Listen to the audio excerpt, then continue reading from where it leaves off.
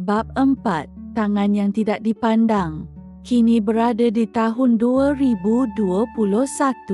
Setelah menamatkan pengajian di salah satu universiti awam di ibu kota, Amirul berjaya mendapat kerja sebagai eksekutif junior di sebuah syarikat logistik di Damansara. Umur Amirul baru sahaja menginjak ke 24 tahun.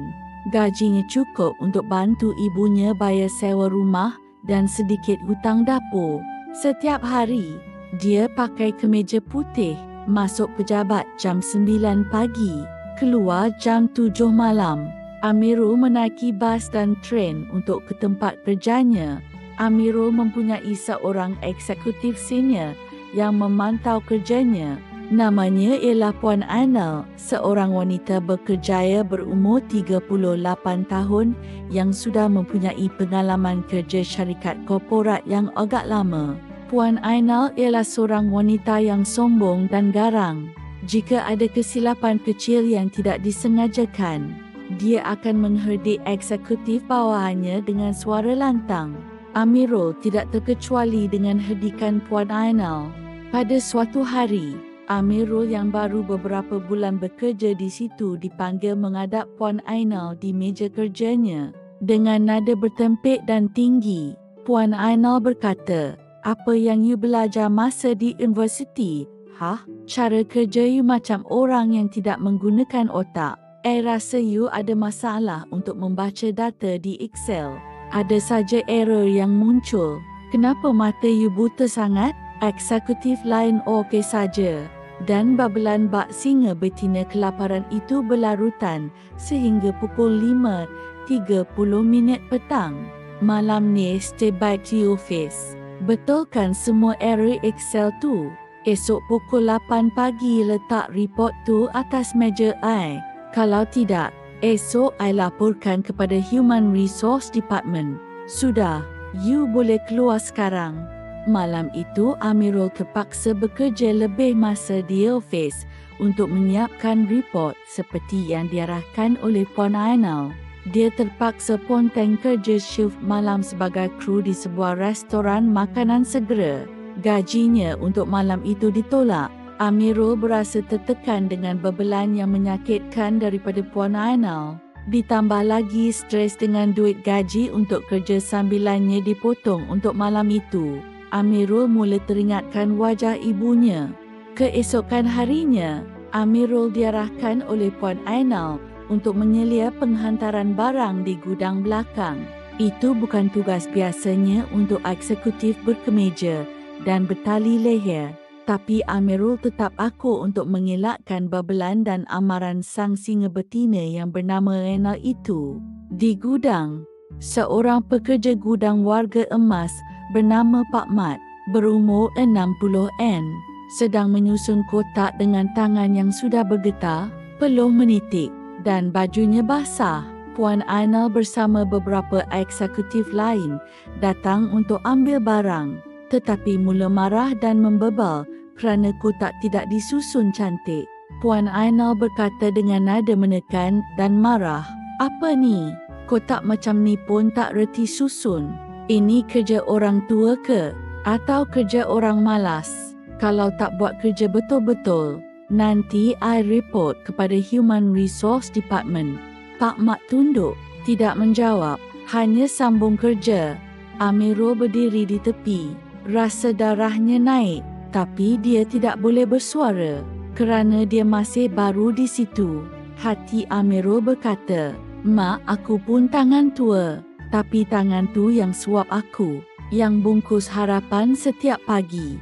Kalau orang hina tangan macam ni, dunia ni tak tahu apa itu maruah."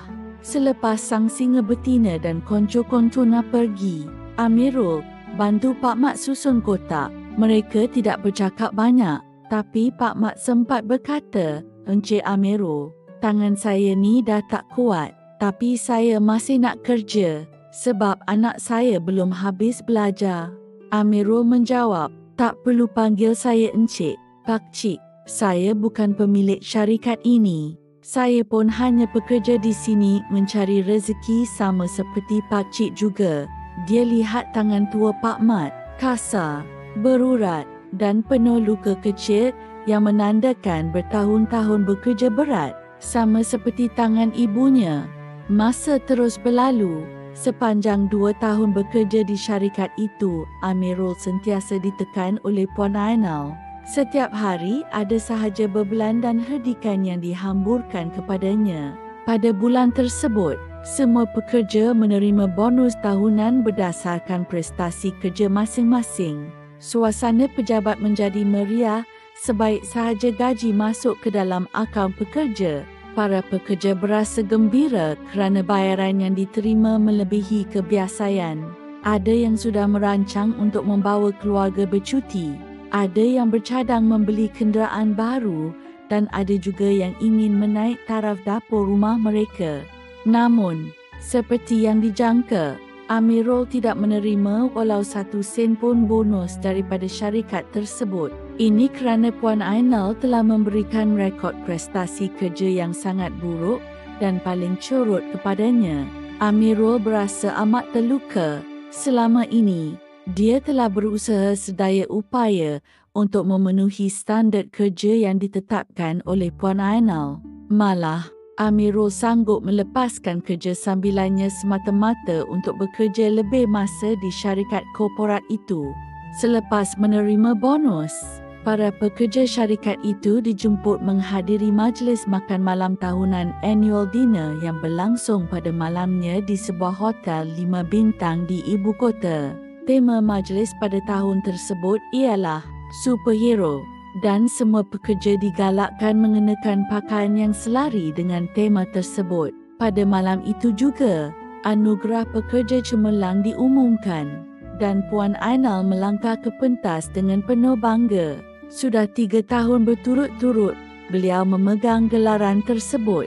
Pukul 9.00 malam, Amirul meninggalkan dewan itu tanpa menunggu acara berakhir. Apabila Amirul sampai ke rumah, dia lihat ibunya sedang lipat kain di ruang tamu. Tangan yang sama, kasar, berurat dan penuh cerita. Dia duduk di sebelah ibunya dan buat pertama kali, dia berkata, "Mak, saya nak belajar buat sambal." Rina terkejut dan senyum perlahan. "Sambal ni bukan resipi, Mirul." Dia rasa hati. "Kau sanggup rasa?" Amirul hanya tersenyum. Selepas makan malam, Amirul menaip surat notis 2 bulan untuk meletak jawatan di syarikat korporat itu. Dia sudah nekat. Keesokan harinya, iaitu pada hujung minggu, semua pekerja syarikat korporat itu menghadiri acara Family Day yang diadakan di salah sebuah taman tema air terkemuka di ibu kota. Amirul turut hadir sebagai tanda hormat terhadap jemputan pihak syarikat dan sebagai penghargaan atas kos perbelanjaan yang telah dikeluarkan untuk setiap pekerja. Amirul membawa ibu bapanya ke acara Family Day tersebut. Namun, mereka tidak datang dengan tangan kosong.